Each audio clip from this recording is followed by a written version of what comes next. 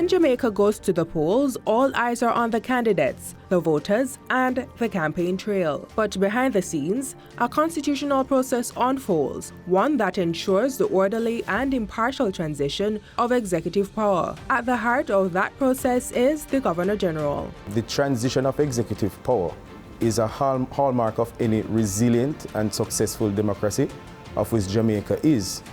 And so that begins firstly with a notification from the Prime Minister for the dissolution of Parliament. That formal request triggers two critical actions. Firstly, the dissolution of Parliament per Section 64 of our Constitution, and the second, the appointing of a date for the taking of the polls or general election and the nomination day per Section 19 of the Representation of the People Act, ROPA. The Governor General signs two proclamations, one to dissolve Parliament, the other naming the election and nomination dates. They are sent to the Clerk of the Houses of Parliament. The Governor General also formally advises the Speaker of the House and the President of the Senate via letter, and we send copies of the proclamation to the Jamaica printing services to be gazetted. And the gazette is the formal public notification. We also send copies to the Cabinet Secretary to notify the executive branch. Next, the Director of Elections sends the Governor General the writs of election. The writ of elections is a legal notice for a returning officer to conduct an election in each constituency. So 63 writs come here from the Director of Elections, and the Governor General has to sign each, and they're sent back to the Director so that he can dispatch to each returning officer. As election day draws near, another special appointment is made. The Governor General also, closer to the election day, names members to appoint to the constituted authority per Section 44A of the ROPA.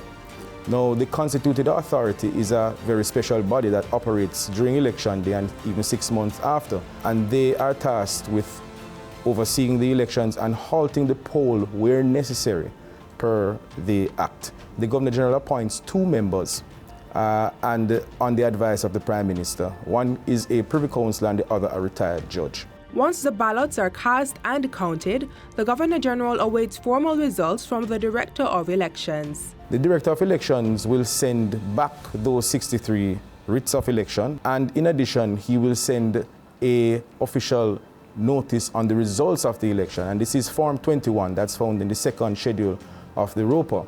Each Form 21 from each returning officer will have the name of the person that was successful in that constituency and signed by the returning officer. This is also accompanied by a cover letter from the Director of Elections indicating the winning political party. The winning party's General Secretary then submits a letter signed by all elected members naming the person who commands their confidence, usually the party leader. The Governor General invites that person to form the next government and sets a date for the swearing-in ceremony. If the elections go in favor of the opposition, then the Governor General will have to write to the Prime Minister to advise him that he will be appointing a Prime Minister designate. It's important to note that in any case, the Prime Minister or the current Prime Minister, the incumbent, remains the Prime Minister up to the date of the swearing-in ceremony.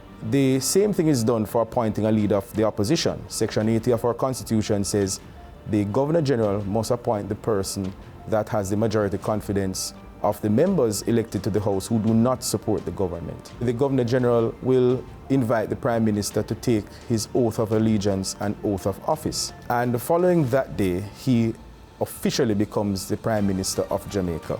The Prime Minister will then name his cabinet, and per Section 70, he will advise the Governor General on those members, and they will come to King's House to take their oaths and assume their position as members of the cabinet.